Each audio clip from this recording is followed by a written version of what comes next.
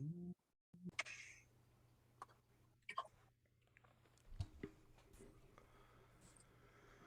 man, What's up, dude? How you doing, man? I'm doing well. Good morning. Morning, dude. Hey, do you mind flipping your phone horizontally instead of up and down? Sure, Okay, cool.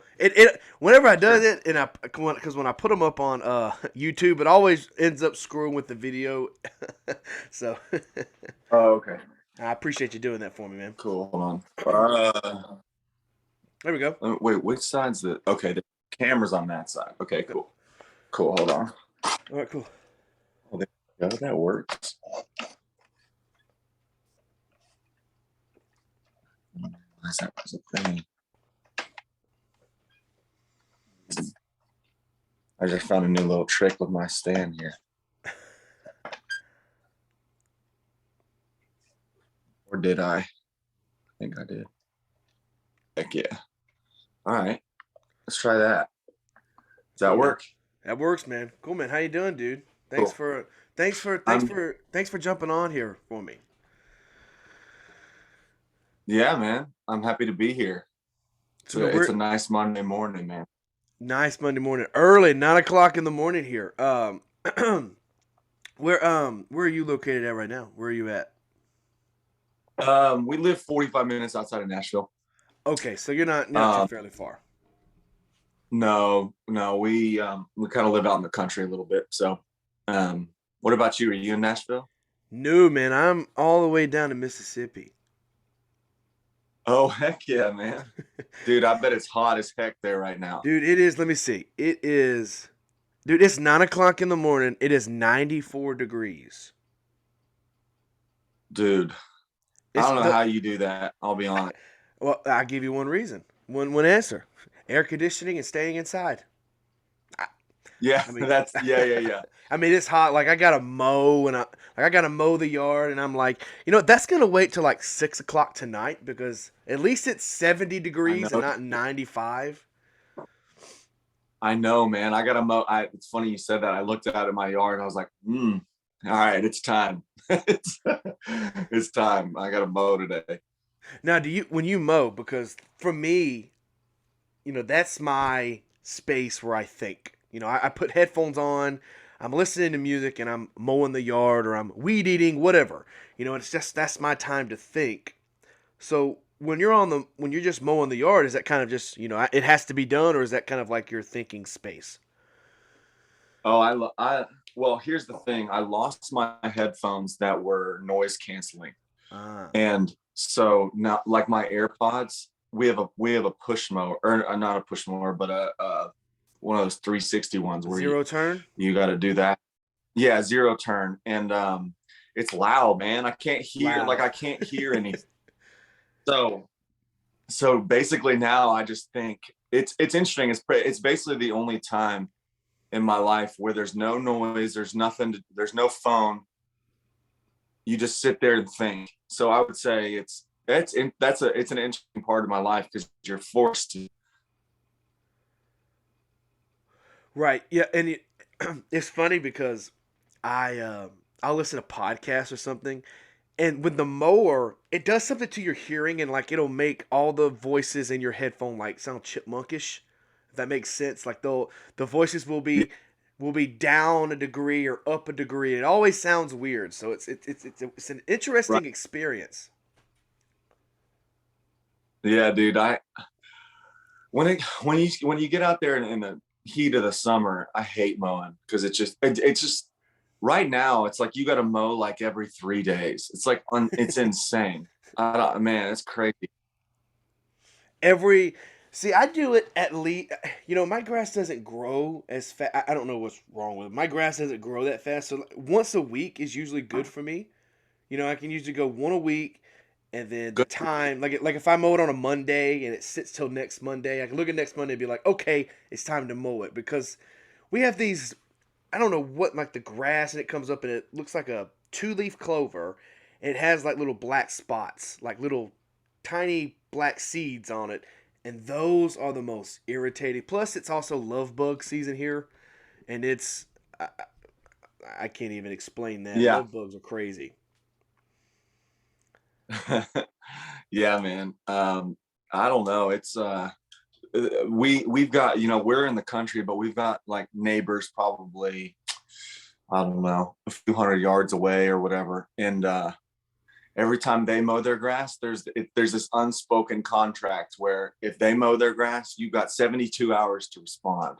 and like, and if you don't, uh, there's just pressure. It's funny. Yeah. When you mow, we'll get off the topic here after this, but when you mow your yard, I want to know, do you have a specific way to do it? Because for me, I'm very OCD. So like if I start going, north to south, I can't end up going up the hill and going east to west. Like it has to stay one Yeah. consecutive pattern. It's very irritating to a lot of people. Bro, I do it the exact same way every time because I have literal OCD, like diagnosed. so so yeah, I do it the same way every time. I don't know why. It's interesting because my songwriting is not like that at all, but certain aspects of my life I'm very, very OCD. Isn't that crazy though? Like you can be so OCD at certain things, but like the one thing you're good at, you're not very OCD at. Like you know what I mean? Like it's Well, I know it's weird.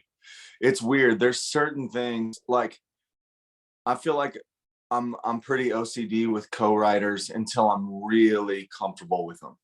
uh, You know, like until I'm I don't know. It takes a while for me to be really comfortable. So I think it's like where you get to a point in a relationship with someone where you don't have to perform anymore. Like they respect you, they respect you.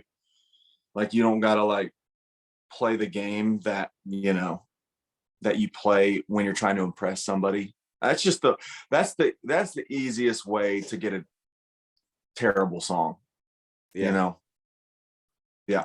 It's also like when you know you because I consider myself a funny guy to certain extents, but my realm of funniness comes from being very sarcastic. So like Same. a lot of my stuff will come off and they're like, "You're being a dick," and I'm like, "Actually, I'm not. I'm just like stating the obvious." Like my sister-in-law, for an example, she hates me at certain points because she'll say, uh, you know, she'll say a certain answer, and the answer that she wants is in the question that she asked. And so I'll just smart ass say, Yeah. reword that question, what you're going to say, and try to figure out the answer within the question because you just said it. And then it's like, you're just being a dick. And I'm like, no, I'm not. I'm stating the obvious. And it's, but that's one thing, like you said, like, you don't have to fake it anymore. Like, I I'm very precautious over who I'm sarcastic with and who I'm not, because it's like some people Yeah. don't know how to take you, but once you realize that this person, you're going to be friends for a while or however, then you can bring in the the dickish sarcasm. You know what I mean? I have that exact. I'm super sarcastic too.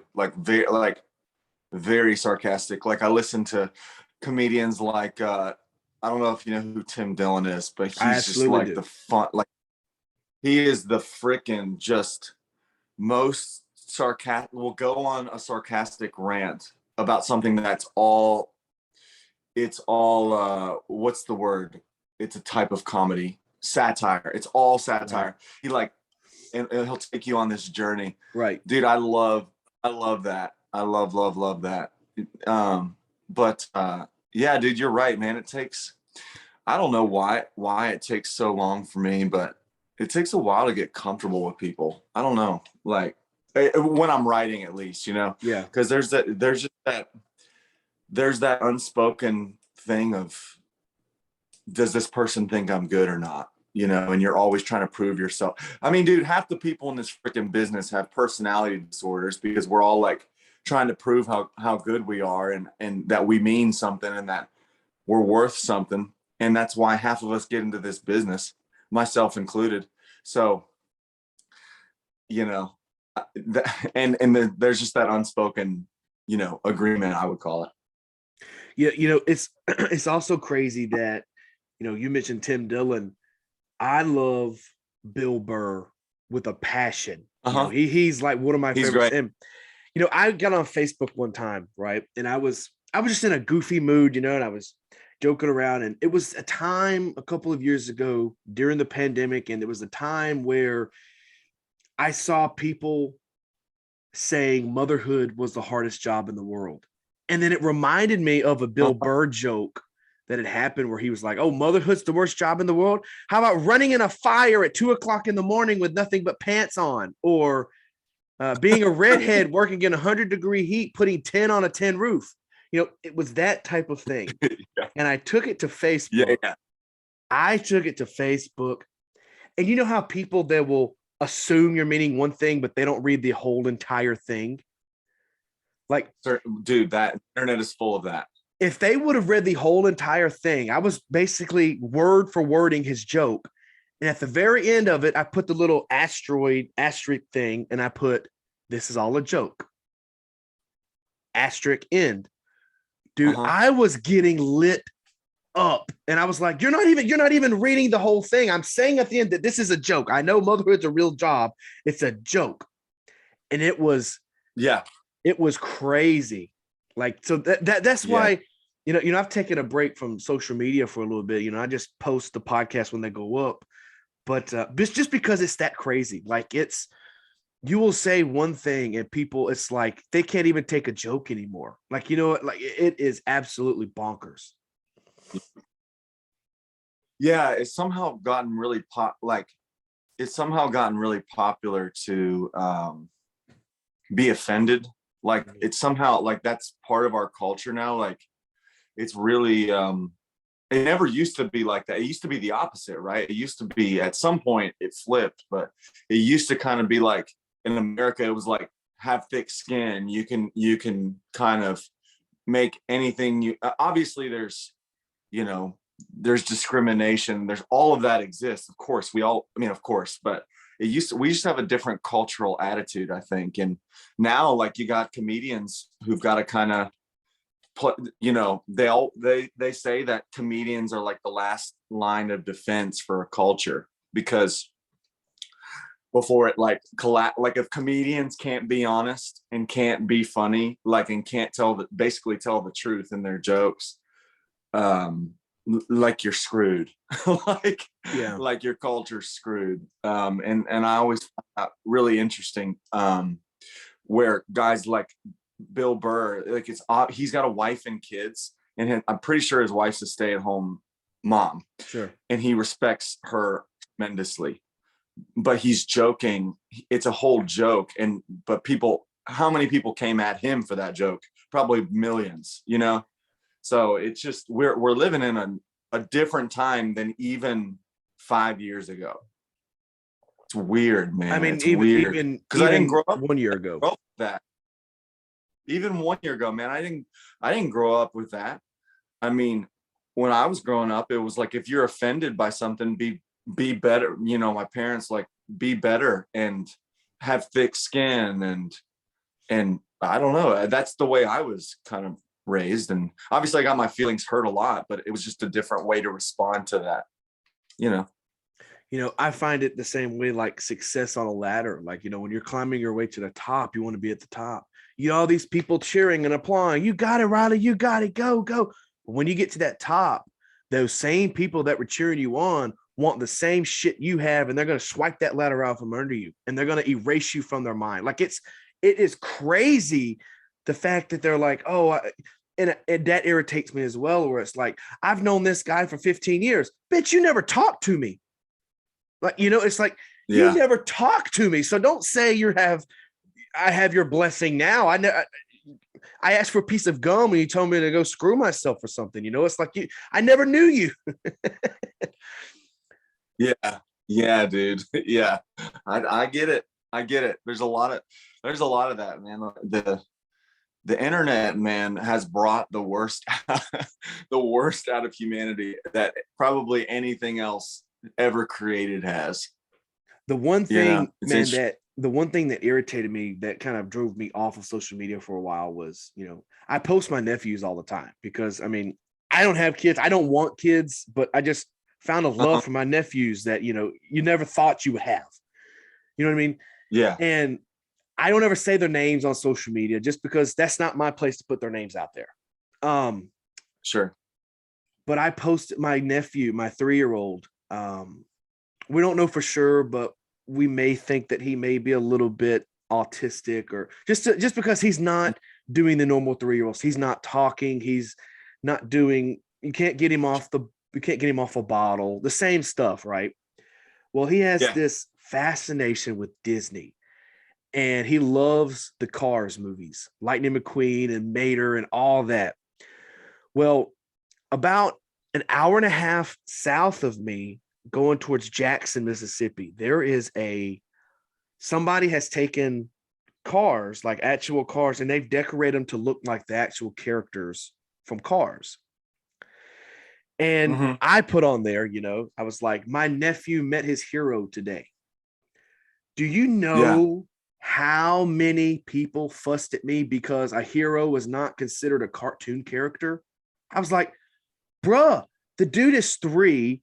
He's not all the way there, bless his heart. But I was like, are you kidding me? They're like, a hero is supposed to be someone you can look up to, you can admire. And I'm like, the dude looks up to Lightning McQueen pretty consistently. Yeah. And I was like, I see the negative here. Yeah, man. I can't tell you how many times I've responded to comments before and just said, calm down, period. That's it. Like, just calm down. Like you just need to, like, man, just get a hug, something, just get yeah, I don't know, man. For guys wondering what picture I put up there, this is the picture that I put up of my nephew and Lightning McQueen we found on Disney or close to us. And people were saying, that's not his hero. It can't be a hero. And I was like, all right, social media has been totally dark now. Like,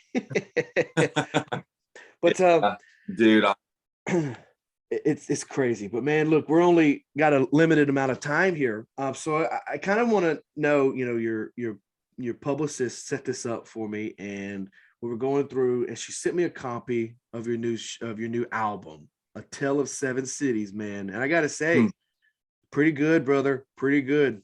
And I'm not saying that because I always have people on that I actually enjoy. So, I mean, these, was it 5 songs, 6 songs, something like that? It's pretty good. 7. Well, 7. 7, and then it's there's an 8th to wrap it up. Yeah. Okay. But man, so tell me, because we'll get into your childhood here in a few minutes, but tell me about this new album. It's coming out June 24th. Tell me kind of what was the process behind making an EP? Yeah, man. I did this one with my buddy Chad, who was in my band for 2 years on the road. And yeah, I had this concept already kind of in my head, and we ended up just starting the process in his house. It's the first project that I've basically done in just a house and not a quote unquote real studio. So yeah, man, it was just a blast because there was no pressure to like when you're in a big studio, like it's like multiple thousands of dollars a day. So there's like the time pressure. Right. Like everybody's on the clock, and you're thinking about the fact that every second going by is like $10.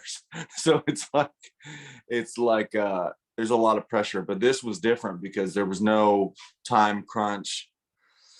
And I love this. I'm really proud of this record. I feel like it's a good extension of me as an artist because it's what I would say, Clocks Roll Forward, the previous album, was really, really me, as that was kind of my lane in the country thing. I kind of added some outside influences from my growing up to this project. Like I grew up on Billy Joel and James Taylor, and like a lot of that classic rock stuff, and I would call it American music, the Tom Petty and the Jackson Brown and all of that. And I kind of added some of those elements into this project. And I think what I'm most proud of is like, I really think that each city sounds like the song sounds like that city. Like when Memphis is coming out this Friday, and like that, it's called Miss Me Memphis, and that song that song feels like you're in Memphis walking. When you listen to How's the View in New York City, like you go to New York City in your head. I'm really proud of that each city kind of has its own sonic identity. So yeah, man, I'm more excited about music than I ever have been. So Is it weird to okay, I'll rephrase it. How long has this EP kind of been recorded and ready to be released? oh man, it was finished in November of last year. Okay. So Yeah. obviously this has been, the songs have been written for a while, you know, it's been on the shelf for 7, 8 months. But my thing is, it's always weird when you hear an artist go, "Oh, this album has been ready for 2 years, we just haven't been released it," you know, and then I'm pretty sure you get so sick and tired of hearing these songs over and over, and then you go like, "Okay, it's out this Friday. I know you haven't heard it, but I've heard it 9,000 times. I'm actually getting sick of it, but we have to go on tour and support it." That's right. That's right. But you learn little tricks if you're OCD like me, which is once you hear the master and you love it, you never listen to it again until it's out. You don't do that. That's what I do. And then the other thing too is like oftentimes I feel like artists end up settling for something instead of making it great. But if you make something great, you're still proud of, like I'm still proud of, you know, I had to learn that along the way. I'm still really proud of Clocks Roll Forward and a lot of this stuff that I've done. And so but that was because I was stupid picky and stupid, like, we're going to make this as good as it can possibly be. So if you do that, I was really inspired. I believe it was, it may have been Aerosmith, who said that they always hated which single the record company chose to promote. So when they did their next record, they didn't stop working on each song until they wouldn't be pissed if the record company chose any of them as singles. Right. So I mean, that kind of attention to like making it amazing, you know, and then you don't have that feeling of like, oh golly, I hate this song now, because you're still proud of it. Well, you know, that did come from Aerosmith, but that was later in their career, because early in their career, you know, they would do stuff that they enjoyed. And then come the second album, I mean, these guys were high off their rocker. They didn't know what damn album they were putting on next. And, you know, that's why for me, one of my favorite albums of all time is Aerosmith's Permanent Vacation, because it was like their first album where they come back sober and you realize they're just as damn good as they were before, and they're clean sober, you know. And that comes with a lot of bands though. Like I think Garth Brooks also said it. It was like, you have to make music where no matter what song comes off of it, it's going to be a hit on radio. You know, it's like you have to make every song just as good as the single that's going to be released. Correct. Yep, you do. And or else you end up getting, I mean, the worst thing that could possibly happen to an artist is they're kind of iffy on a song, they don't love it, and then somehow that makes its way through and that's the single that breaks them. Like imagine, I don't know, I'm just thinking of an example. I've got an example. Use Brooks and Dunn, Boot Scoot Boogie. They hated that song, but that put them on the map. Right. It put them on the map. That's true. But then that was a different time though. That opened the door for them to do a bunch of good stuff. But I mean, like, imagine if you're Maren Morris and you hate My Church or something. Like, that's what I'm thinking of. Like that would suck, because you're playing that for the rest of your life, you know? Yeah, it's kind of like when like there's a lot of people where they're like, we're not gonna like Smash Mouth, they're not gonna play All Star, and I'm like, isn't that your only damn hit you have? Like, no one is gonna come and Dude, see. Have you seen the video of Smash Mouth recently at a concert that went viral? Dude, I pay no attention to Smash Mouth. Me neither, but this thing went viral and the lead singer lost his mind. hammered drunk, dude. It is one of the craziest videos, just because like he's so drunk, he's like yelling at the crowd. It's amazing. Let me see. Okay, here, Smash Mouth singer goes insane at Taste of Foco. Foco, is that it? Maybe that's it. Okay, I see it. Okay, cool. I'll look at that here in a second. I was gonna play it, but it's like 12 minutes long, and I'm like, I'm not gonna play a 12-minute video. That's too long. But so you grew up where? Because you were okay. Let me make sure I got this right. You were born in a penitentiary, right? Your mother was incarcerated for drugs. She then put you up for adoption, correct? Yep. Where did that lead you after? Parents got me when I was 4 days old. And they live in Cincinnati. But it's like in the suburbs. So they're like probably 10-15 minutes north of the river on the Ohio-Kentucky line. And yeah, man, grew up in the suburbs, had awesome parents, have a brother who's also adopted from a different family. I'm 6'4" with brown hair. He's 5'10" with red hair.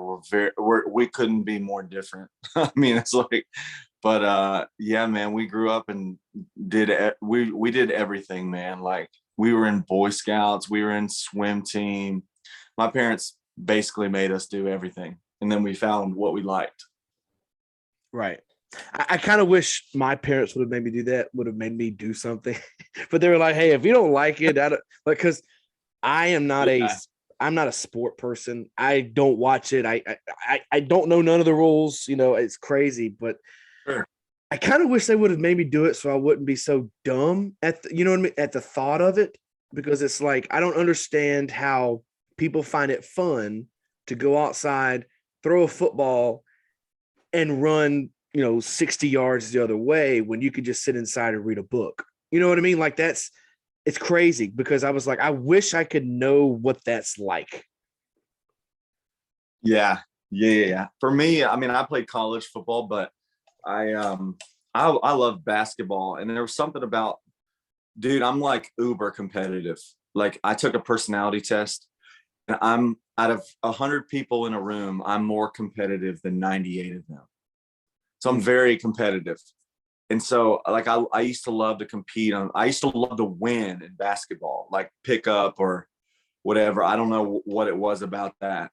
But then as I've gotten older, dude, it's like I played football in college, and then, man, I didn't watch football. I until the Bengals got good again. I didn't watch football, and which took a long time. And man, I don't know. I'm way more into like listening to music, podcasts, reading, that side of things as an artist for sure. What have you read lately? Read this. I'm reading this book called Prodigal God, which is really interesting. I don't even know who it's by. It's slipping my name. It's slipping. What's it about? God. Oh, okay. Yeah, it's like a Christian book. Man, I tried to read this one fantasy book, and it was there was too much detail. Like there was too much description in it. It was so thick and so dense, full of description that I got not lost, but I was just like, get to where we're going a little bit. Like, tell me where we're going, as opposed to describing every little, their language was beautiful, but like, like I want to know what the plot is, not just like how the moss looks on the tree. Yeah. So well, that was my reading. What do you read? This is me. I read. I'm going to preface this because I am reading a fiction book, but I never read anything other than nonfiction. Okay. Because I feel if you have to read something, you need to learn. Like that's just how I made myself learn. Like of course I've read a couple of fiction books here and there. Like I recently watched for the first time all the Harry Potter movies. I fell in love with them, and I said, "Oh shit!" Now I Super. have, and I was like, "Now I have to read the books." So now I'm working The on. books are Now the I'm. books are great. I read the books when I was a kid. Freaking love those things. That was like my very first book that I loved, you know. Mhm. And then the movies were killer too. I don't know, man. I kind of am with you, but with the fiction stuff, like I feel like there's stuff to be learned there too. Like I don't know. I'm trying to think of a like the idea, like all of the things you can learn from like Lord of the Rings and Mhm. from Harry Potter. Like there's Mhm. so many life lessons and stories woven in, and like what do you call those? The characters, the golly, what is the freaking term? That's bothering me that I can't think of it. Archetypes, all the archetypes of the characters that like Right. you can come in what, because like every good fiction, movie, book, anything is Mhm. telling some form of true story about real life. Right. But I totally, you're kind of like my dad. My dad has read every Civil War book in probably history. I mean, it's unbelievable. Yeah. You know what's crazy to me is I say that, and then I'm reading this Abraham Lincoln book right now, right? Yep. This book, brother, holy crap. It is like 800 pages long, Uh-huh. and it is absolutely bonkers to read because back in the day, if you had like, let's just say you had two boys and a girl, right? Or well, let's use three boys and a girl. Let's use four kids. Two of those kids are going to be named Richard, while two other two other kids are going to be named off brand of like a brother or an uncle.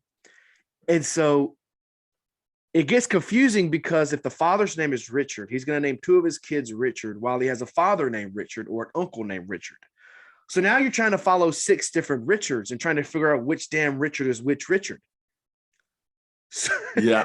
so I was like, I have to take a break from reading this because it's like, because I would have to go back like several pages to figure out which Richard we're talking about. Yes. And do they do that because do they name two of the sons Richard for the lineage, just in case one of them dies, to carry on the bloodline?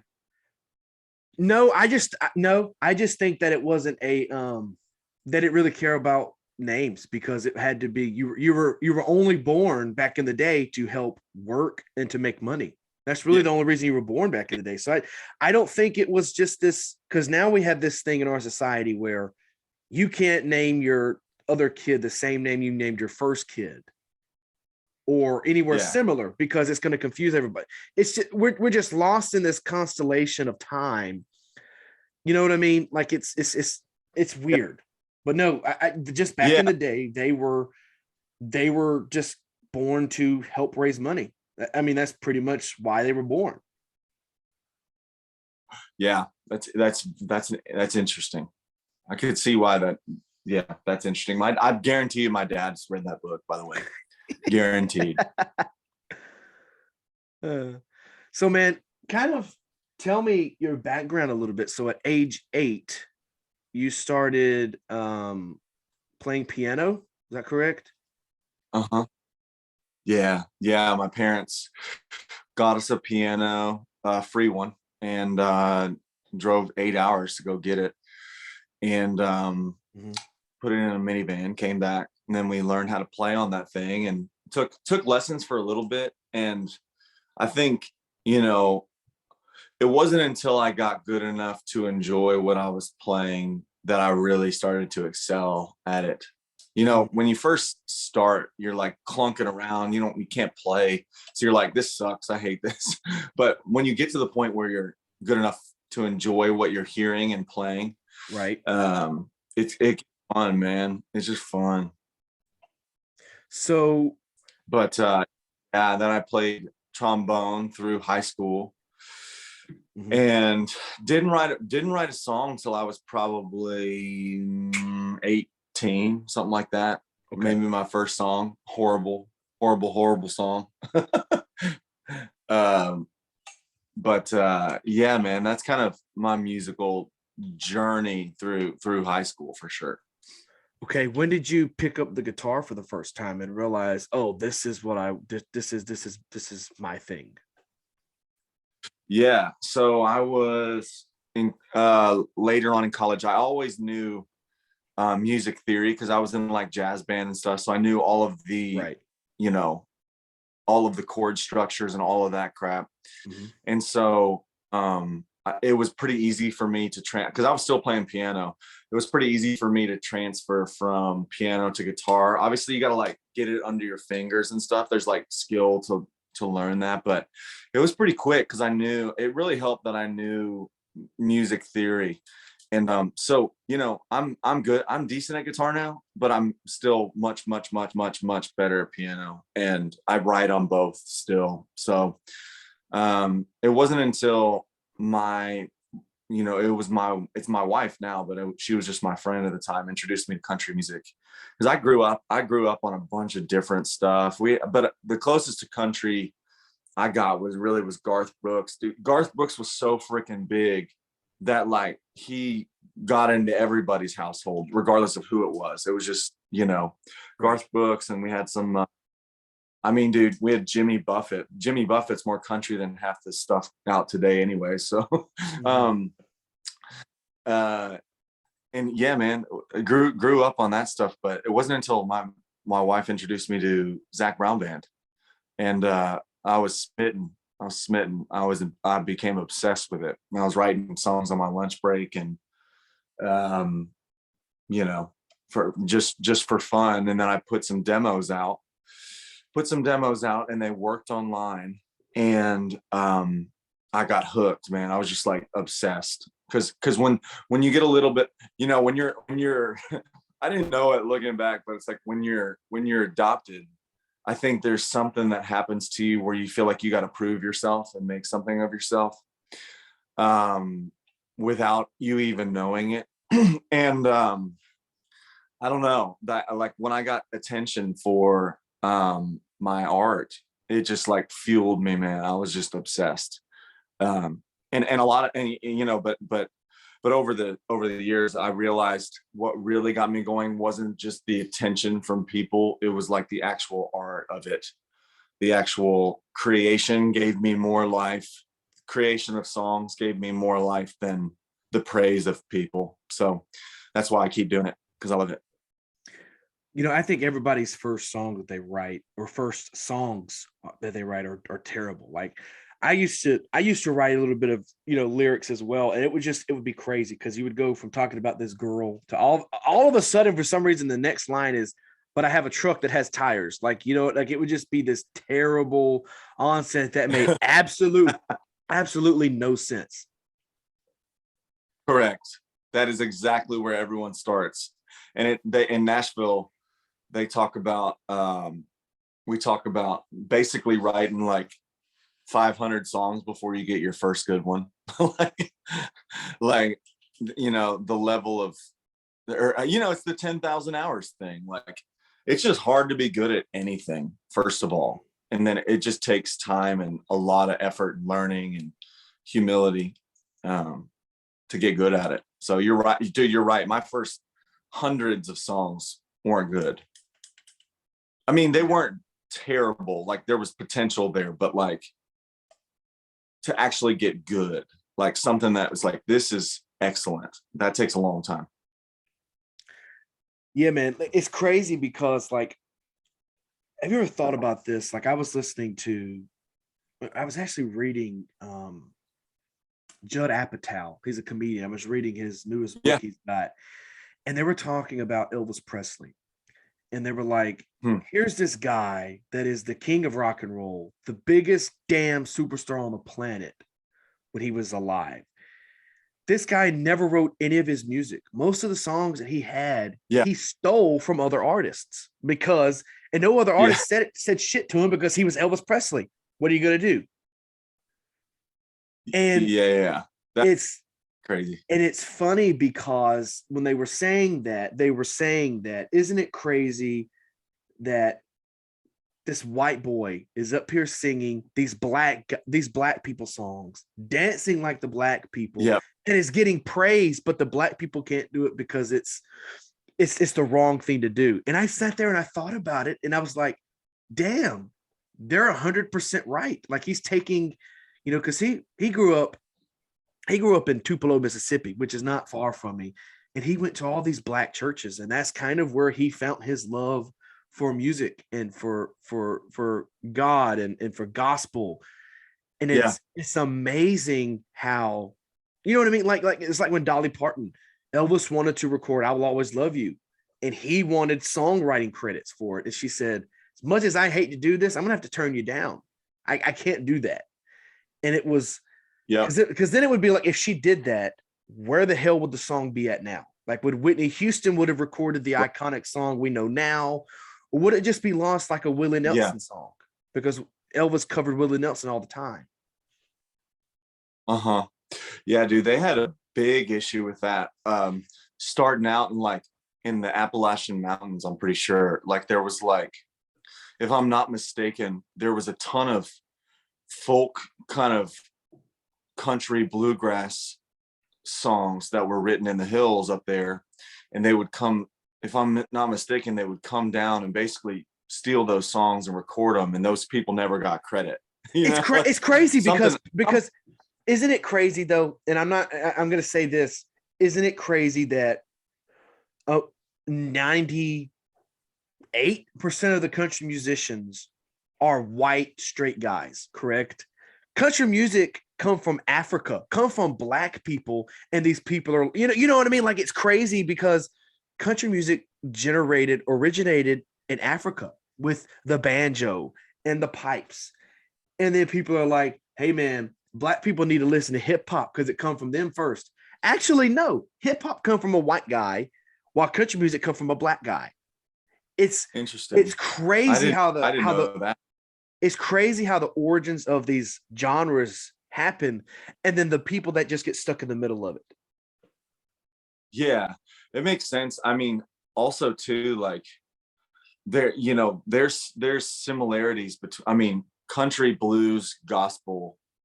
That's, kind of a lot of that's really that Elvis thing. All of that is interwoven together. They got a ton of similarities, but it's interesting. Yeah, I mean, it's obvious where blues and country, I see where they meet, and a lot of the obviously, I don't know, that's interesting, man. Like I didn't know that that's where country came from, and that's where hip hop even came from. I don't know the stories behind those.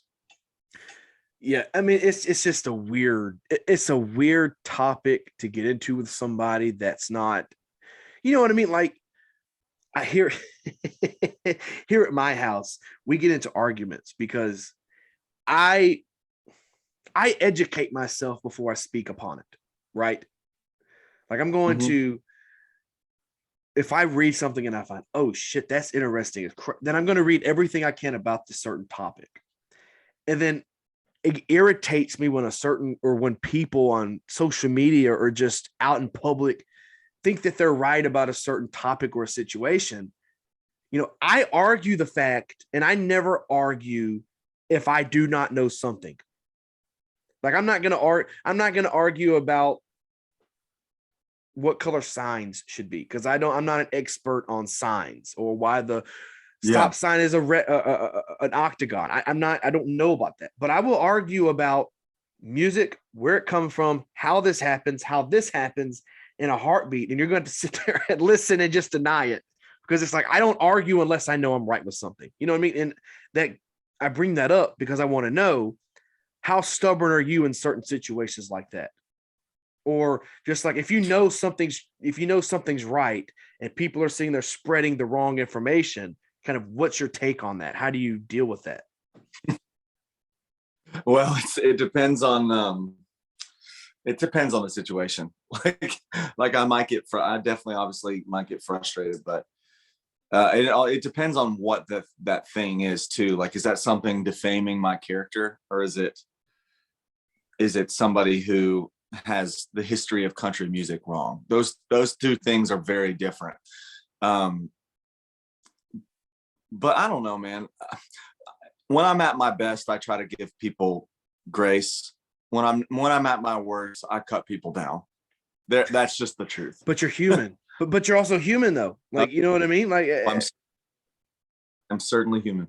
That's like, it's like with this Will Smith thing going on. He's human. I don't want to. The guy did something wrong, and this guy is losing jobs. He's losing movies. He's losing TV shows, and I'm like, are we serious? Because of a mistake the guy made, and one person is complaining that if he doesn't lose all of his jobs, then they're gonna, you know what I mean? It's crazy. And it's like, why are we making this guy lose jobs over a stupid mistake?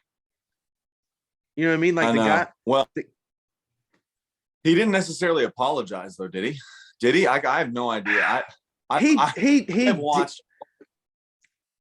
I was going to say I've watched all the comedians' responses to it, but I haven't actually followed the events very, very quick or very, very well.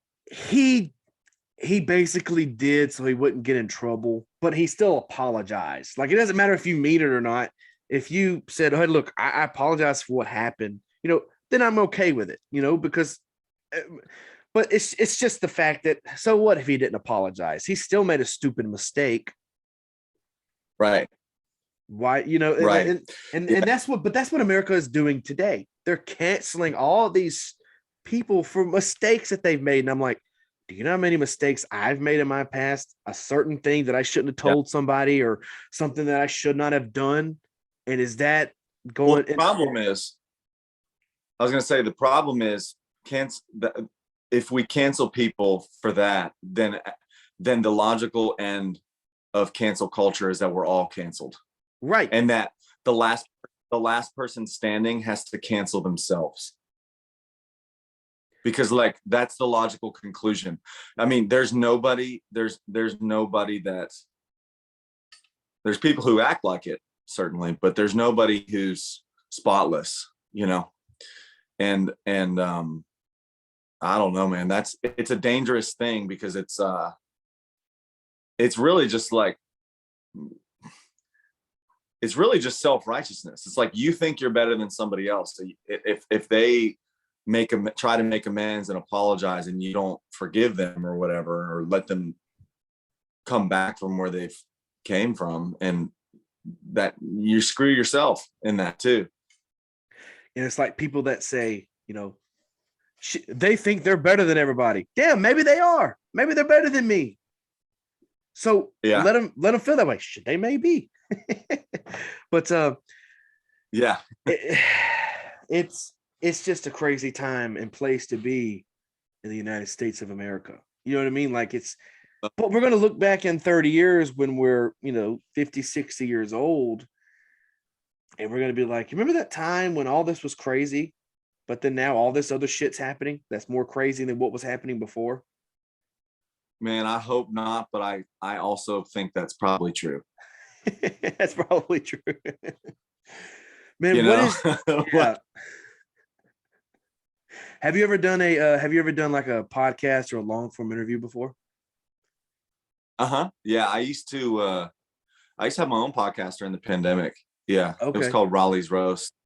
Yeah, and I would get on there and talk to other artists and stuff, and talk to people, talk to fisherwoman, really. She was this famous fisherwoman girl, and stuff like that. And I've done a lot of these. Yeah. So how many of these have you done? How long has your thing been going?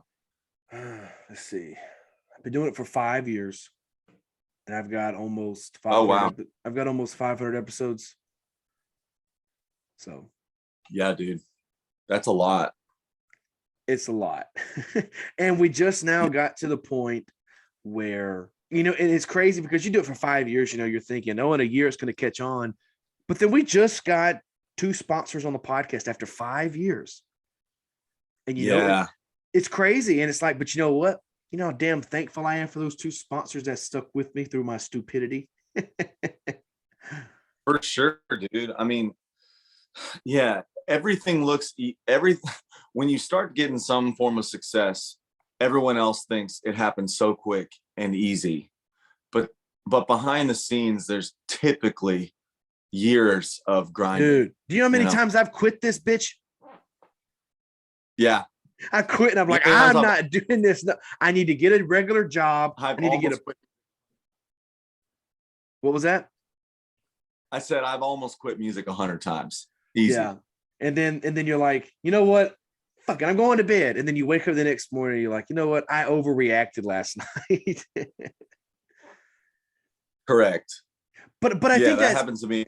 but I think that's Yeah. fair though. But I think it's fair because if you because sure, people say like Steve Harvey irritates me the most. Like he's one of my heroes, but he also irritates me because he's like, you need to enjoy even the rough times. Sometimes the rough times and the hard times are the fucking worst to enjoy. Sure. And it's like you don't see it now, but like 2 years ago, I say, you know, I was like, oh, I understand why I had to go through that rough patch because it made me appreciate and slow down and be like, okay, you need to change your ways. Because, you know, when I first started this, Correct. I was doing Howard Stern-esque interviews. Howard Stern was my hero, the man, and I was just being a prick, you know, kind of like he was. But then I stopped because I started losing everybody. Nobody would want to do the show, or Yeah. it made me look like an idiot. And then I had to realize I was like, the only reason Howard Stern is like he is now is because he can be. He's Howard Stern. He had to work his way to that level. And it's like, I'm not at that level yet, you know? Sure. Yeah. Yeah, man. He's had a crazy career. He's an interesting dude. But yeah, dude, it just takes time. This whole thing takes time. You got to be a little crazy to get in the entertainment business, but but you know, I love doing it. So there you go. So you mentioned you've done a lot of these.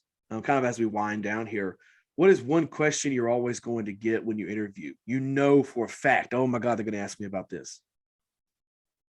My adoption story every time. Yeah. Well, that's a big part. But it's a big part. It's a big part of who I am, just how I've become the person I am.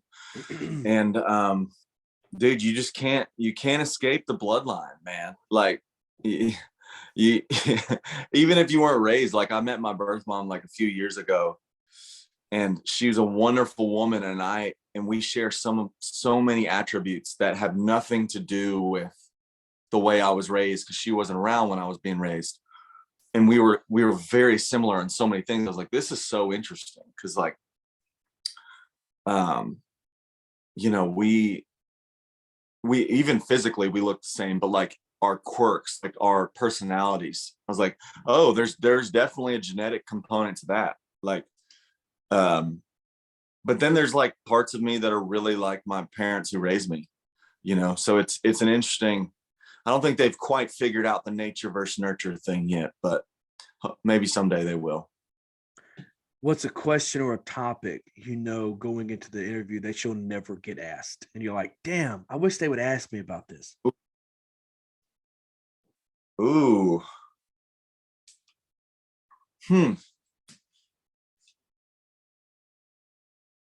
I don't know, man. I can't think of anything,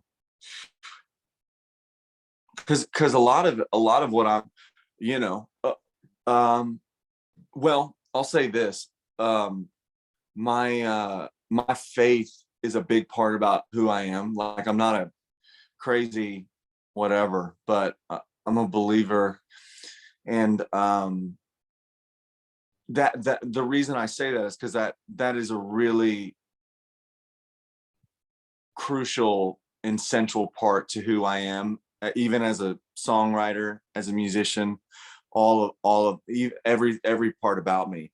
So That's something that doesn't come up very often, just because sometimes it's weird to just bring it up. Like sometimes it makes people uncomfortable. It does, it is what it is. But that's one thing that I don't talk about a whole lot that I think people probably would think is interesting. But also too, it's just like I'm a normal dude, man. Like I'm not trying to like push anything on anybody, Yeah. Yeah. But religion is like politics. It's so hard to just drop into it and just nonchalant say, so you believe in God or do you not? Like it's so hard to do it that I kind of, Oh man. I could have Joel Osteen on the show and I probably wouldn't bring it up just because it's just such an odd topic to bring up. Yeah, dude, it for some reason, that's an interesting topic to talk about, is like, why is it that religion and politics particularly are so offensive? And it's probably because so many people have been hurt by both of those things. You know what I'm saying?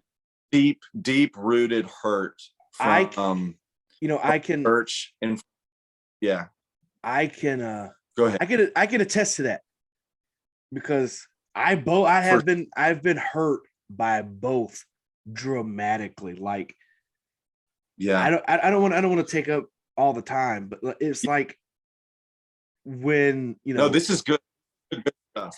Talk about it. When politics, we'll start there. We'll start politics. I voted Democratic this past voting, right? I voted for Biden. Sure. I grew up in a harsh environment where we are Republican or you're gonna fucking die. Like it was hardcore Republican city over here. Yeah. And I remember when I voted for Joe Biden, it wasn't the fact that I agreed with this stuff. It was just the fact that I saw what Donald Trump was doing. Besides what you mean, besides what everybody thinks, that was my intake. Was I saw what Donald Trump did. I did not agree with it, so I went the other way. Plain and simple. Yeah, dude, you don't explain to me. You got it. Keep going. No, I'm just saying it was just, it was, justify what you think is what I'm saying. You okay. Gotta, anyway, keep going. So I voted for Biden, correct? And then, dude, holy shit. That's probably the craziest time of my life when I voted for Biden. And I don't want to say this because I love her to death, but my own mother told me I was an embarrassment because it was like, it's embarrassing that you're doing that. You're voting for this. And I'm like, but you're not voting. So shut the fuck up. Like, you know what I mean? It's like, you're not voting. So hush, who cares? And then my uncle that I had the closest relationship with of all of my family members, my uncle was putting on there and going, oh, a certain person in the family trades over and votes Democratic. And he put a GIF, whatever you want to call it, of sheep jumping over a fence. And in last place was a black sheep, was saying that I was a black sheep following the other people. And I'm like, I was like, this is it was such a pain. And it was like, because I have a different opinion than you do, I'm all of a sudden the worst person in the family. You know what I mean? I do know what you mean, bro. I'm sorry that happened to you, but no, it's cool. I was like, fuck them.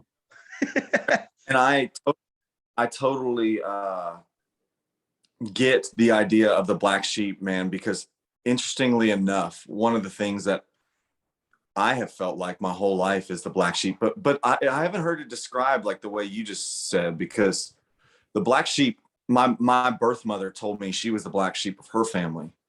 And basically what that meant is that you go your own way. Like you don't follow the sheep. Correct. So to me, in some senses, that's a positive thing. Sometimes it can be dangerous, not leaving the flock or whatever, but I've certainly felt like that my whole life. Yeah, dude. And it's like, I'm nothing, dude. I'm what's called politically homeless because it is so ridiculous. Like the idea that you basically have to be corrupt. Here's my theory.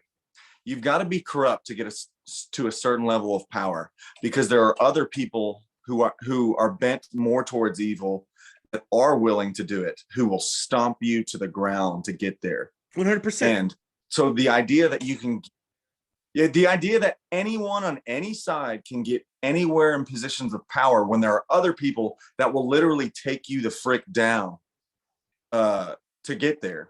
To me, how can I be on anyone's team with the amount of corruption in our politics and everything? I can't be on anybody's team because we all, I don't know. I'm getting all heated over this, but we all lose. Like we're all losing because we're so divided. Yeah, it's as the famous yeah.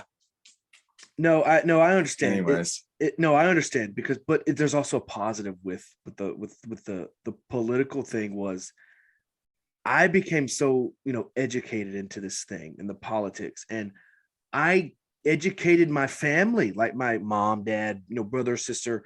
I educated them in this, and I was like, look, you can't. My mom is the god awful worst of a friend will say something on Facebook and she'll believe it. I'm like, well, hang on a second. Where did you hear that from? Oh, Tabby over there on 6th Street said it. Who gives a fuck what Tabby on 6th Street said? It doesn't matter. But the positive about it is they now kind of see why I went the direction that I went.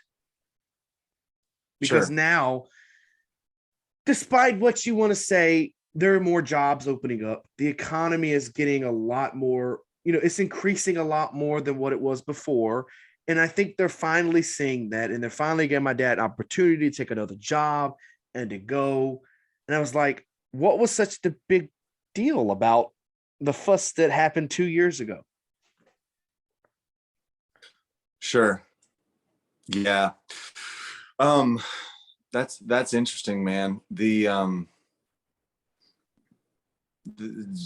So much so much has changed, man. Like so much has changed in 2 years. Like, well, really since 2016.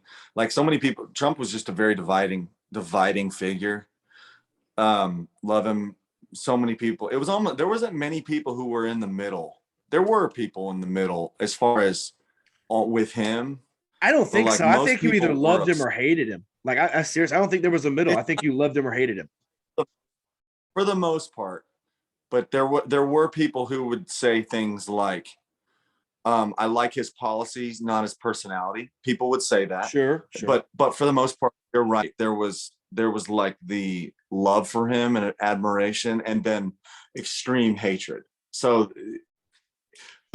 and that somehow transferred its way to all of us. Like if you're a supporter of him, there's a fraction of the country who literally hates you, and vice versa. Like the Trumps are, lovers hate that side, and that didn't used to be the case. I don't know much. I don't know a whole lot about politics, honestly. It's just something's changed. I don't know if it's social media, if it is Trump who brought that change, if it was already here and now social media has made it visible. I don't know. Yeah, man, it's interesting. I think I can answer that though, because in the 80s and the 90s, possibly the 70s, politicians were looked at as heroes. No matter what, what side they were on, they were looked at as this person that was helping run the country, right?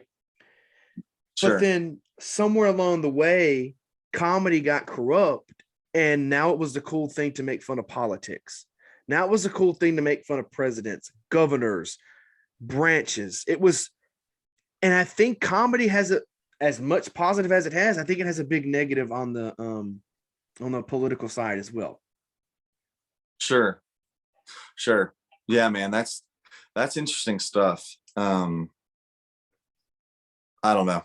I don't know, but the whole point was we were talking about how politics and religion are so offensive, and it's so that's interesting. That's interesting to me because I love to talk about stuff like that, even with people who disagree. I enjoy hearing their perspectives and seeing where they're coming from. Here's why I hate small talk. Like I hate small talk. I like talking about like things to me that matter. So No, I love a good, not, I don't want to say an argument, but a good healthy argument where both sides of the opposing team know exactly what they're talking about. Where you can hold a friendly argument because, oh, they're friend, they understand where you're coming from, you understand where they're coming from. I love those types right, of friendly debates.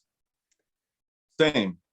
I like those, especially too when they disagree but they respect each other. Like there's not like ill intent on one side or the other.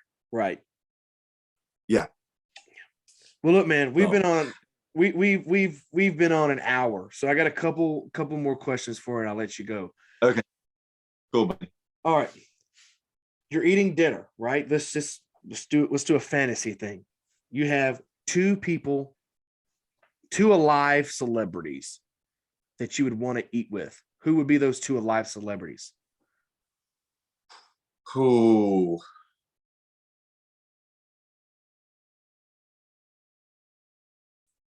It'd be hilarious if I said Donald Trump and Joe Biden. That would be a very that would, oh my god, I wouldn't even eat my steak then. That would be so interesting. It'd be so interesting. Because I almost guarantee they're both really different off camera. I almost guarantee it. Oh, 100%. Yeah, Because but I think when you say that, it reminds me. It's like Howard Stern. We brought Howard Stern up. Howard Stern, that's a character. Like if you watched the movie or read the book, that's a damn character. He's not really like that. And it's like, I wonder if Donald Trump's the same way. Like, is he really that sexist pig that people consider him to be off camera, or is that his celebrity coming out? Is Joe Biden really the guy that can't pronounce words and is, too old, or is that just what he wants to portray? Sure. Yeah, interesting. So I'm gonna not say them. I'm gonna say, oh golly, this is tough. I would have to say probably Tim Dillon. Dude, I'm a literal fanboy of that dude. I cannot wait for the next episode.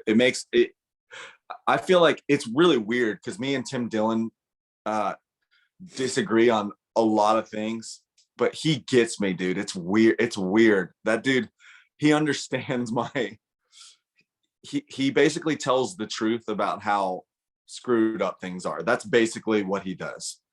Well, let me tell you but what. For some reason yeah. Let me tell you what. I may have to edit this out of the podcast, but I'm working on getting Sure. I'm working on getting Tim Dillon on the podcast. I've been conversating back and forth with his people. If I can get him on, would you want to jump on and do the podcast with me? More than anything. Okay. I would.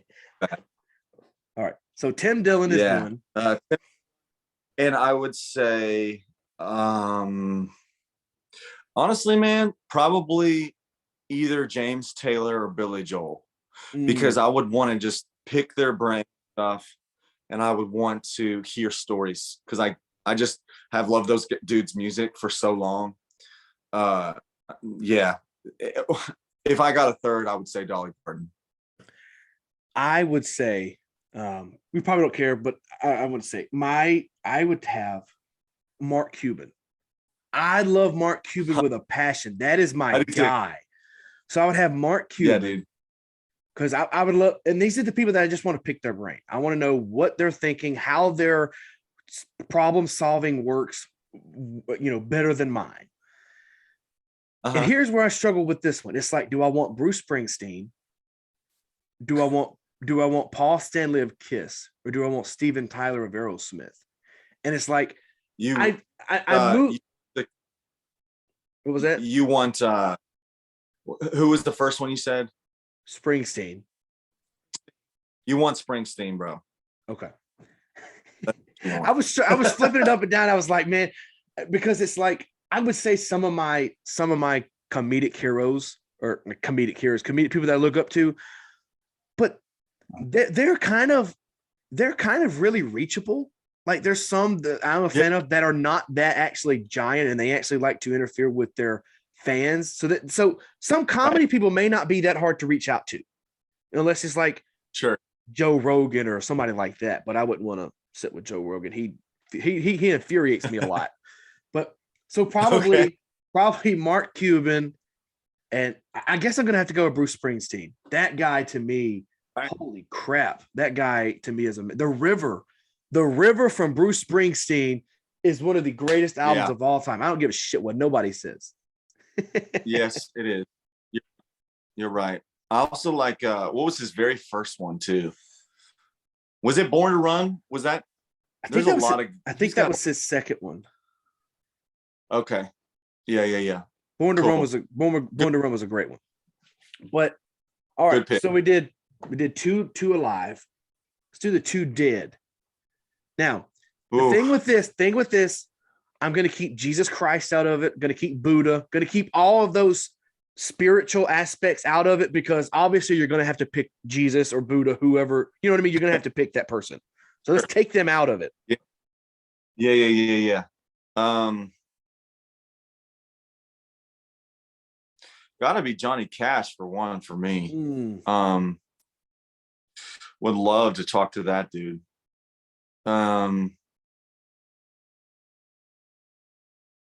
Freddie Mercury. I'm a huge Queen fan.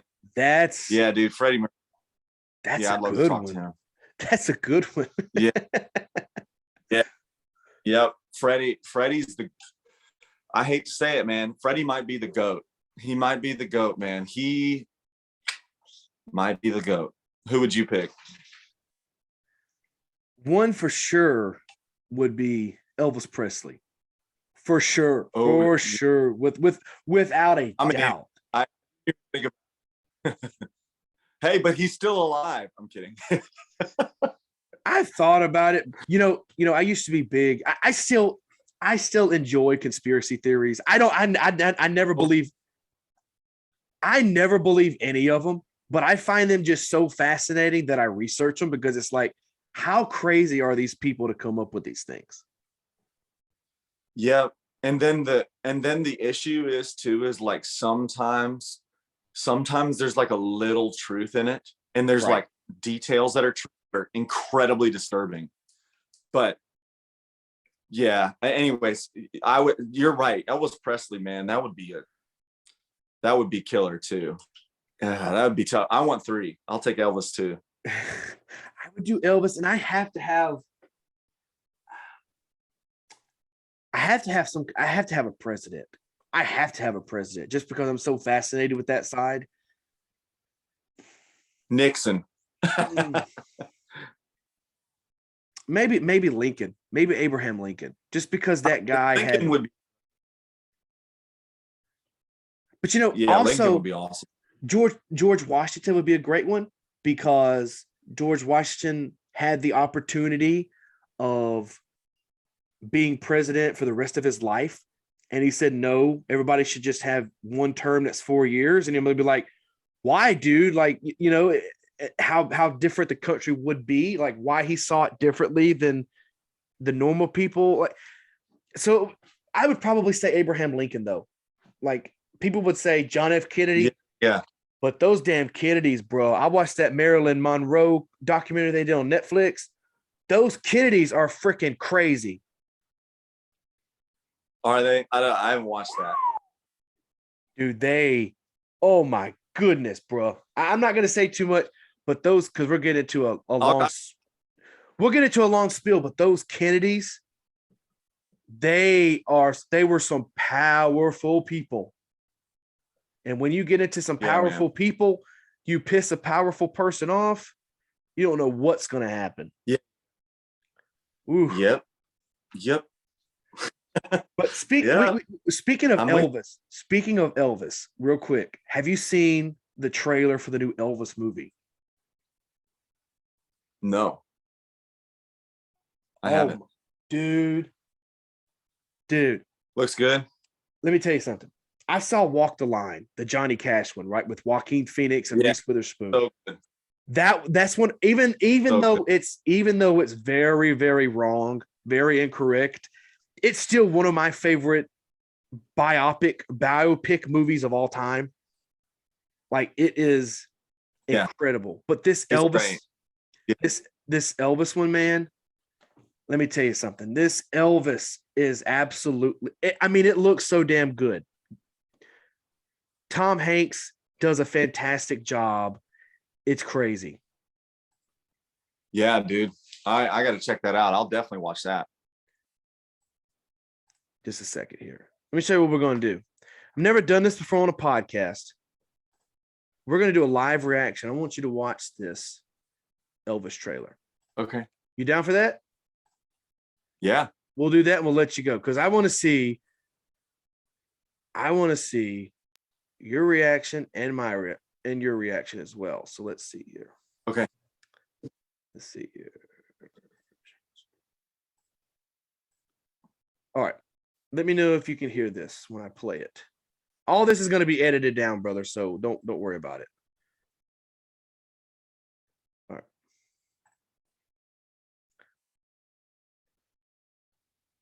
Can you hear that? I can't. You can't hear I can't it? hear. I can. Okay. Just 1 second. Let's see here. I'm trying to figure out how the hell I would do that. Oh, wait. Let me share my screen. Okay. Can you hear it? No. Well, fuck it. We'll just end that. I don't know what I'm doing wrong. I did it one time and it worked. Oh, well, screw it.